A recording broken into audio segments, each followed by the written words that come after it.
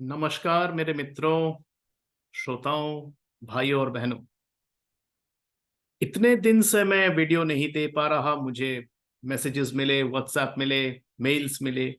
क्यों नहीं दे पा रहा था? क्योंकि मैं दौरा कर रहा था तेलंगाना का, राजस्थान का, मध्य प्रदेश का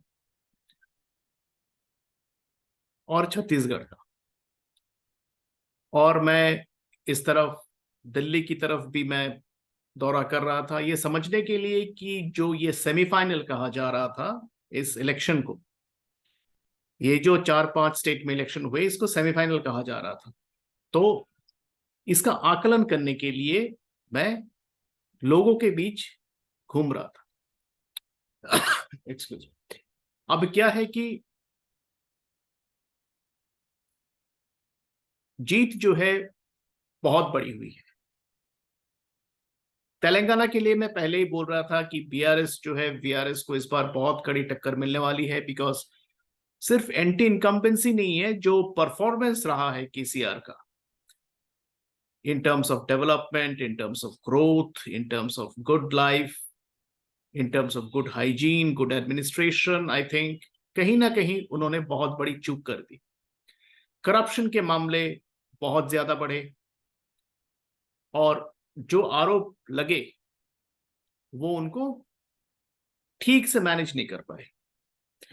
क्योंकि कांग्रेस जो है, कांग्रेस का जो इलेक्शन कैंपेन था उसमें कांग्रेस ने कहा था कि चार चार लोग ऐसे हैं इन इन अराउंड केसीआर जो फाइनेंस को कंट्रोल करते हैं इन टर्म्स ऑफ परसेंटेजेस।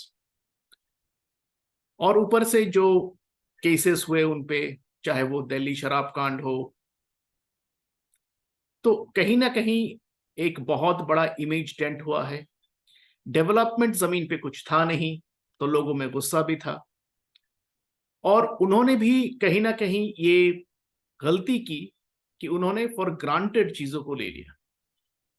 उन्होंने सोचा कि मैं तो स्टेट का ऑलमोस्ट फाउंडर चीफ मिनिस्टर हूं, तो लोग मुझे इसी चलते वोट दे देंगे। हाँ, बिल्कुल दे देंगे, आपको दिया भी है। 10 साल आपने वहां पे राज किया है, तो एक 1 डेकेड के ऊपर आपने वहां पे राज किया है। तो लोगों ने आपने जो स्टेट बनने में जो कंट्रीब्यूशन किए, तो लोगों ने उसको सराहते हुए आपको जिताया भी था। लेकिन जो प्रॉब्लम रही बीआरएस में हमेशा से, बीआरएस कभी भी एक नेशनल स्ट्रेटेजी पे चल नहीं पाई। कभी वो कांग्रेस के अलायंस के साथ थी, कभी नहीं थी। और कहीं ना कहीं ये सब के चलते हुए भी उसको काफी नुकसान इस बार उठाना पड़ा। लोगों को जो चाहिए था तेलंगाना में, वो चाहिए था एक सरकार जो उनको इस इन चीजों से उबारे। अभी उन्होंने कांग्रेस का चयन किया है, रेवंत रेड्डी शायद वहां के चीफ मिनिस्टर बनेंगे। यंग फेस है, उम्मीद है कि वो कुछ करेंगे। अब क्या करेंगे क्या नहीं करेंगे, ये तो आने वाला वक्त ही हमें बताएगा। लेकिन जो भी डिसीजन लिया है लोगों ने बीआरएस को बाहर करने का, मुझे जो लगा कि लोगों में जो खास करके गुस्सा है, गुस्सा रूरल एरियाज में काफी था। क्योंकि कहीं ना कहीं रूरल एरियाज के जो डिमांड्स थे, फार्मर्स के जो डिमांड्स थे, लेबरर्स के जो डिमांड्स थे, वो कहीं फुलफिल नहीं हो पा रहे थे। गवर्नमेंट जॉब्स, डेवलपमेंट, ये सब शहरों में भी काफी इम्पैक्ट बीआरएस पे लेके आया है। ऊपर से बीआरएस का कोई एक राइट थॉट प्रोसेस इस इलेक्शन में कहीं पे भी नहीं दिखाई दिया। कभी वो एमआईएम के साथ जा रहे थे, कभी नहीं जा रहे थे। तो कुछ समझ में नहीं आ रहा था लोगों को कि एग्जैक्टली हो क्या रहा था। तो फिर लोगों ने थक हार के, लोगों ने सोचा कि इस बार एक पार्टी को अपॉर्चुनिटी देते हैं जो हमें लगता है हमें इस अभी जो हालात है उससे हमें उबार पाएगा। अब कितना कर पाएगा नहीं कर पाएगा, ये तो आने वाला वक्त बताएगा। बीजेपी के लिए जहां तक सवाल है, बहुत ही उम्दा परफॉर्मेंस रहा है तेलंगाना में। उन्होंने अपने vote share almost double almost double उन्होंने अपना वोट शेयर किया है। और आज जो हमने जैसे ही एक रिजल्ट आया, जैसे रिजल्ट आया तब हमने देखा कि कांग्रेस के जो कोई मीडिया सेल के किसी ने ट्वीट किया, it's a division between south and north. तो मुझे जो लगता है कि कांग्रेस की जो मानसिकता है, ऐसे स्टेटमेंट जब आते हैं तो उससे हमें ये पता लगता है कि उसकी मानसिकता क्या है। और कहीं ना कहीं इतना गलत आकलन शायद ही किसी ने किया है। तेलंगाना जैसे राज्य में जहां पे बंदी नरेश जैसे बड़े नेता है, संजय बांदी, तो राजा सिंह बड़े नेता है, कद्दावर नेता है बीजेपी के। और बीजेपी हमेशा से ही एक बहुत सशक्त एडमिनिस्ट्रेटिव कैडर बेस्ड पार्टी रही है। किसी भी स्टेट में, आप किसी भी स्टेट में उठा के देखें, वो हमेशा से ही एक very cadre based and very well managed administrative party रही है। आप सबको याद होगा कि माननीय जो हमारे पूर्व प्रधानमंत्री थे लेट श्री अटल बिहारी वाजपेयी जी, उन्होंने एक बार कहा था पार्लियामेंट में खड़े होकर कि आज हम 2 या 3 हैं, लेकिन एक दिन ऐसा आएगा जब हम पूरे देश पे बीजेपी की सरकार। कारण यही है कि बीजेपी जो एक पार्टी है वो खुद को पार्टी विद डिफरेंस कहती है, क्योंकि वो है भी। वो बहुत ही अच्छी तरीके से अपने कैडर को बिल्ड करती है, किसी जल्दबाजी में नहीं रहती है कि वो क्या करे नहीं करे। सो एक बहुत ही सॉलिड स्ट्रैटेजी के साथ वो उतरती है। तो अगर कोई ये समझ रहा है कि बीजेपी साउथ से चली गई है, तो वो बहुत ही गलत आकलन कर रहा है। क्योंकि ये जो तेलंगाना में वोट राइज हुआ है, वोट शेयर हुआ है, वो बहुत ही एक अच्छा साइन है फॉर बीजेपी। और हम ये ना भूलें कि कर्नाटक में कांग्रेस आने से पहले बीजेपी की सरकार वहां पे थी, और एक बार नहीं 2 बार रह चुकी है। और इलेक्शन के बाद, कर्नाटक इलेक्शन के बाद बीजेपी ने जिस तरह अपने संगठन को रिस्ट्रक्चर किया, उससे पूरे जो बीजेपी कैडर बेस है कर्नाटका के, वो बहुत ही अभी अपबीट है for the next Lok Sabha elections and subsequent state elections. उस तरफ अगर हम देखें, चेन्नई में अन्नामलाई जी, a very learned IPS officer, उनके नेतृत्व में जो बीजेपी वहां पे कर रही है वो सराहनीय है। तो अगर हम देखें साउथ जो है, साउथ में बीजेपी अपना बेस दिन ब दिन स्ट्रांग कर रही है। कर्नाटक में नेक्स्ट इलेक्शंस लोकसभा में हम देखेंगे कि उसको कितना सीट आता है, and obviously there will be subsequent state elections. इस तरह इधर आप अगर तेलंगाना में देखिए, it is increased is vote share. Sanjay Bandi जैसे बड़े नेता हैं, राजा सिंह जैसे बड़े नेता है। उधर आप चेन्नई में चले जाएं तो अन्नामलाई एक बहुत बड़े नेता के रूप में उभरे हैं फॉर बीजेपी। तो मुझे जो लगता है कि कहीं ना कहीं साउथ में BJP is playing it's plot and part very very well.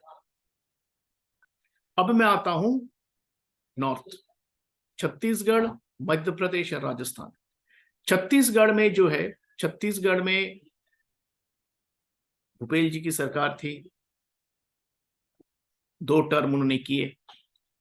लेकिन जो सबसे बड़ा मुद्दा रहा कि जो प्रोमिसेस उन्होंने किए ट्राइबल्स, फार्मर्स, वो पूरे नहीं कर पाए। और जो ये एंटायर स्कैम महादेव घोटाला जो हुआ, ये कहीं ना कहीं उनकी इमेज को बहुत बड़ा एक डेंट कर गया। और रमन सिंह जी जो हैं, जो बहुत ही शांत स्वभाव के पॉलिटिशियन है, वो बोलते कम है, मीडिया में बहुत कम आते हैं, बट आई थिंक बहुत ही एक अच्छी स्ट्रैटेजी पे चले।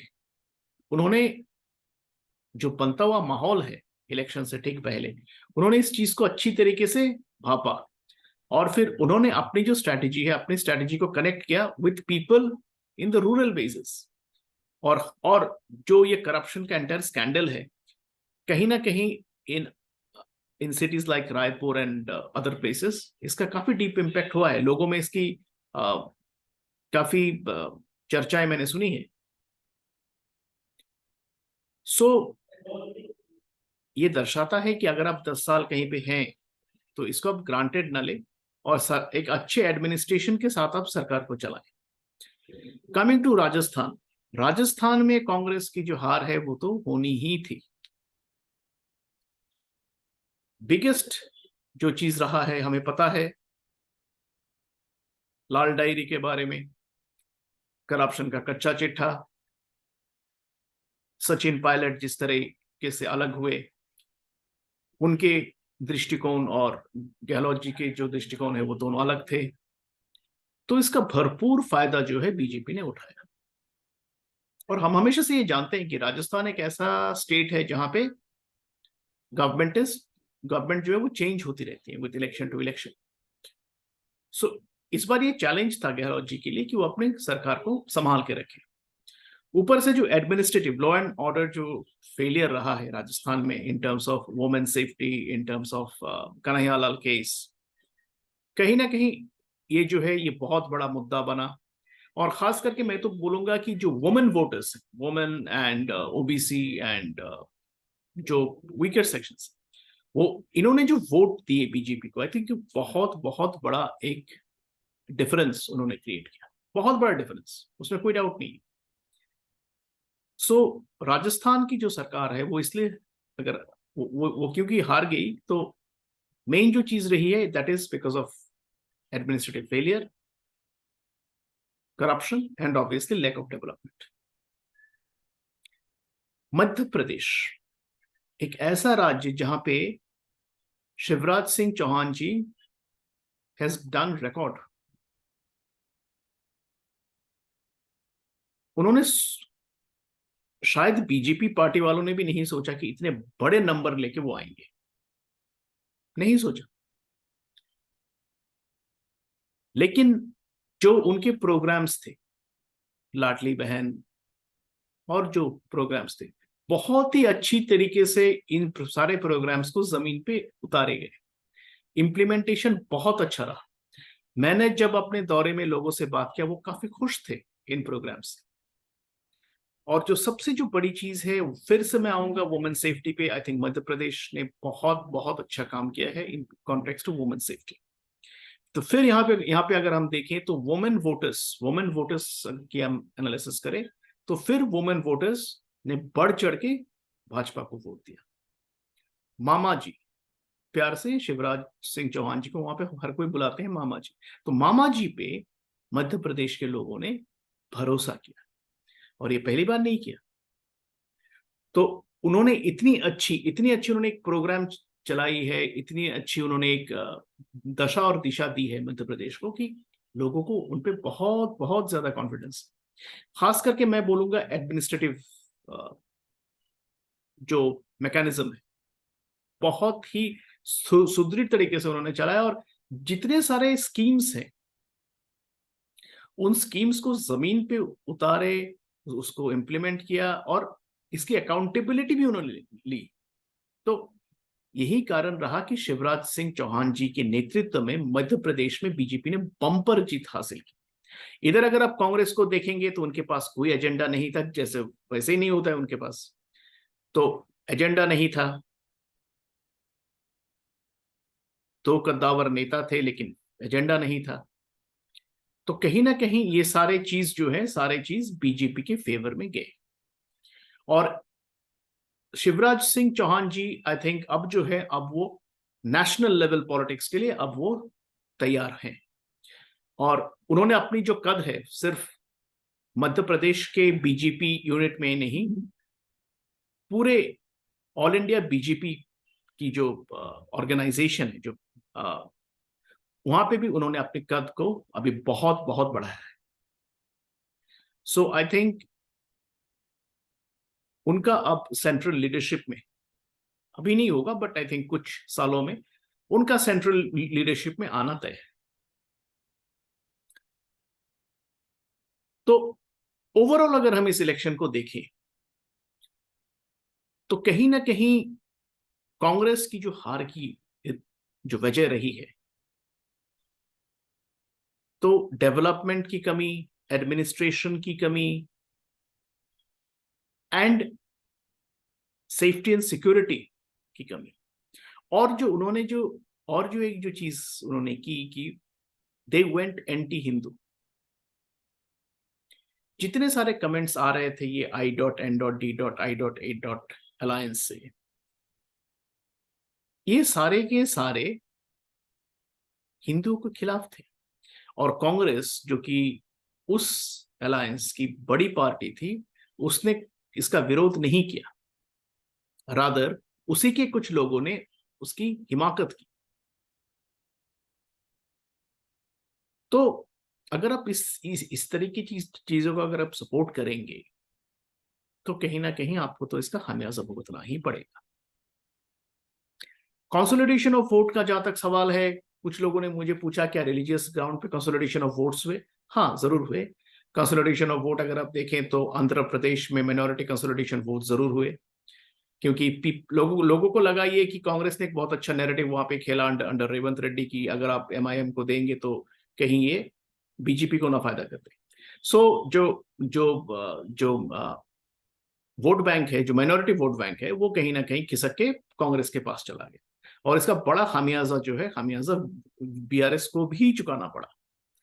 सो माइनॉरिटी वोट्स कंसोलिडेशन जो है इस इलेक्शन में भी हमको देखने को मिला। और माइनॉरिटी वोट कंसोलिडेशन जो है वो आपको उन स्टेटों में दिखाई देगा जहां पे माइनॉरिटी वोट जो है, माइनॉरिटी वोट्स एक अप्रिशिएबल शेयर में, चाहे वो तेलंगाना हो, चाहे वो केरला हो, चाहे वो वेस्ट बंगाल हो। तो इन सारे राज्यों में आपको एक माइनॉरिटी कंसोलिडेशन के ऊपर भी एज एन इलेक्शन सोफोलॉजिस्ट आपको नजर रखना पड़ेगा। एंड बीजेपी के लिए जो मैसेज है पूरे इलेक्शन में, आई थिंक अब ये जो हैट्रिक हुई है बीजेपी की, आई थिंक यहां से 2024 का हैट्रिक तय है। और बीजेपी की जो सबसे जो बड़ी स्ट्रेंथ रही है इस पूरे चुनावी प्रकरण में, उन्होंने सिर्फ श्री नरेंद्र मोदी को ही प्रोजेक्ट नहीं किया। हाँ, वो बहुत बड़े ब्रांड हैं, वो सुपर ब्रांड है, वो ग्लोबल लीडर हैं, बिल्कुल, उसमें कोई दौराई नहीं है। लेकिन उन्होंने ग्राउंड वर्क भी बहुत उम्दा ग्राउंड वर्क किया, उन्होंने बहुत उम्दा ग्राउंड वर्क किया। और पार्टी के जो कार्यकर्ता थे, they were filtered down to the last to deliver it to the last man standing. जो भी उनके प्रोग्राम्स थे, उन्होंने उन लोगों तक पहुंचाया जो लास्ट लाइन के लास्ट पे खड़े थे। जहां तक श्री नरेंद्र मोदी जी का सवाल है, उनका करिश्मा, उनका brand, he is a super brand and he is a global brand. और उन्होंने जो इस देश को रिस्पेक्टेबिलिटी दी, इस देश को एक एम्पावर्ड पटल पे पहुंचाया ग्लोबली, एंड उनकी जो सोच है, उनका जो व्यक्तित्व है, उनका जो डेडिकेशन है, उनकी जो थॉट है, आई थिंक उससे मैच करने वाला कोई नेता जो है वो अपोजिशन के पास आज नहीं है। एंड मोदी मैजिक जो है, I think Modi magic remains intact. अब जो है, अब आने वाले 2024 में जो इलेक्शन होंगे मई मंथ में, वहां पे हैट्रिक तय है। अब सवाल सिर्फ यही है कि क्या बीजेपी 400 से 450 के बीच रहेगी या उसको पार करेगी। सेफोलॉजिस्ट लोगों का ये कहना है कि 400 प्लस आज के रिजल्ट के बाद बीजेपी की सरकार बनेगी, मोदी सरकार बनेगी, और वो 400 प्लस क्रॉस करेगी खुद बीजेपी। तो क्योंकि हमें ये नहीं भूलना चाहिए कि जब नेशनल इलेक्शंस होंगे तो मूड अलग रहेगा। BJP will gain not only in the states जहां पे वो पावर में है, and the entire north and waste belt and in the north east, I think south में वो बहुत गेन करेगी, बिकॉज बंगाल में वो गेन करेगा। BJP will gain even in Bengal, क्योंकि ये जो इलेक्शन है, इसका जो इम्पैक्ट है, इसको आप एक बड़े तरीके से देखें।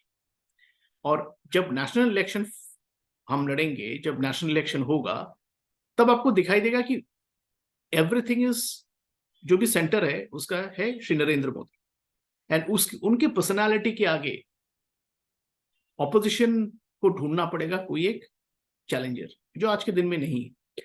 तो बीजेपी का जो वोट शेयर है, बीजेपी की जो नंबर ऑफ सीट्स है, मैं तो कहूंगा 400 प्लस से भी ज्यादा होगा, क्योंकि साउथ के जो वोट्स हैं जिसको आज हम उतना ध्यान नहीं दे रहे हैं क्योंकि स्टेट इलेक्शंस थे।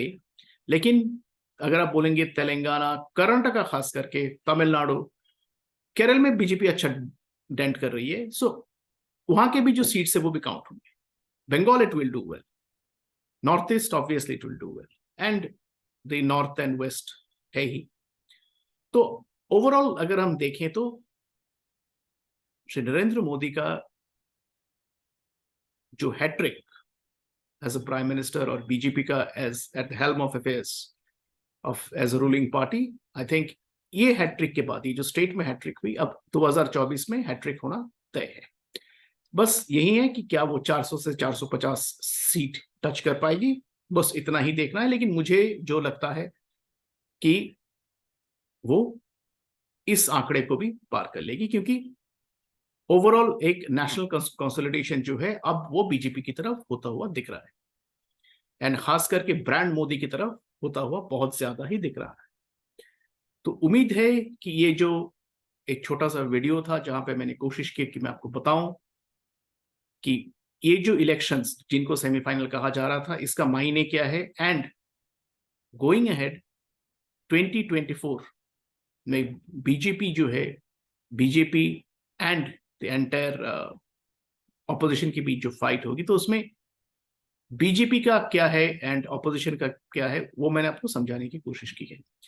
तो मैं यही बोलूंगा अंत में कि बहुत ही शानदार विक्ट्री रही है बीजेपी के लिए, hattrick in the state elections which was called semifinal. और अब इसके चलते हुए नेशनल इलेक्शंस जो होंगे 2024 में, उसमें हैट्रिक करना तय है। सीट कितने आएंगे मुझसे अगर आप पूछेंगे तो मैं आपको बताऊंगा 400 से 430 के बीच। लोगों का कहना है 400 से 450 के बीच। तो सिर्फ सीटों का जो नंबर है वो हम आगे जाके देख लेंगे, लेकिन बीजेपी का अब रिटर्न करना at the power at the centre to make it a hattrick, अब वो तय है। यहां से अब और कुछ सोचना नहीं है, सिर्फ यही देखना है कि नंबर ऑफ सीट्स कितने होते हैं, कि वो 400 होते हैं या फिर 400 से 450 के बीच कुछ है। तो अपना खूब ध्यान रखिए और बढ़िया से हफ्ते को गुजारिए। मैं आपसे मिलूंगा अगले हफ्ते एक नए टॉपिक के साथ। तब तक के लिए जय हिंद, नमस्कार।